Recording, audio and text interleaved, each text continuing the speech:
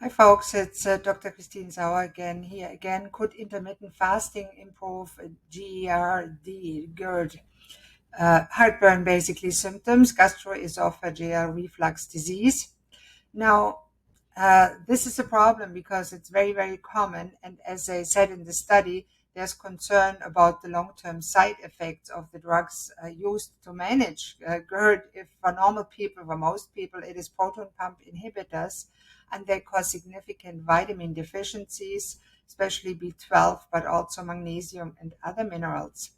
And it can be a real problem also with the digestion of amino acids of proteins, because we need the acid in the stomach to digest protein to amino acid that then produce neurotransmitters. So if you have GERD and take proton pump inhibitors over a long time, your likelihood of having a neurotransmitter deficiency and as a consequence maybe suffering from anxiety or depression or both is much higher than otherwise. Now, they don't say that in the study, but I know that from what my research and from my experience. So that said, can intermittent fasting improve it? What does the study said? They underwent 96-hour pH monitoring, and then they asked to follow their normal diet, whatever that meant, for 48 hours. And then they were asked to switch to a 16-hour fast. Now, over a third of participants did the fast. So that means most people didn't.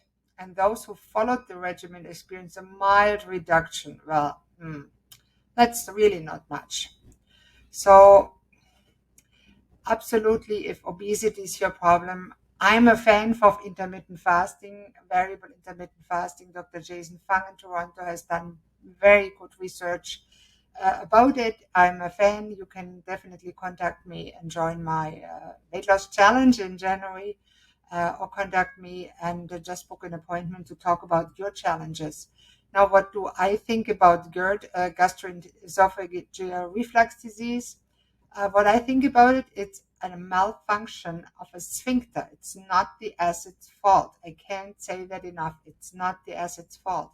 It's a sphincter between the esophagus, the food pipe, and the stomach. And there's a little muscle that normally keeps the stomach acid from going back up the esophagus. And if that muscle is weak because you, for example, don't do deep belly breathing and your diaphragm is weak, and that may be the first time you heard about it, that the diaphragm has something to do with GERD. It does. If you don't breathe properly, like most of us superficially, in your chest, you have a higher risk for reflux. If you develop a hiatal hernia because the esophagus and the windpipe goes through the diaphragm in the stomach, it has an anatomic connection. And you know why it's not the acid fault? When you have children, even if the stomach acid is very high, which is normal in children, they usually don't have acid reflux until they have a very rare genetic condition. Zola I forget the name. Let's forget the name. I can't pronounce it in English. But there's a rare genetic condition where they already as children produce so much acid that it's absolutely abnormal. They do need those drugs. That's different. Most of us don't have that disease.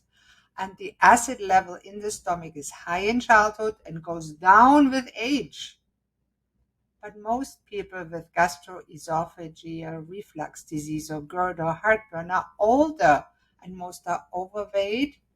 Many of them don't breathe properly.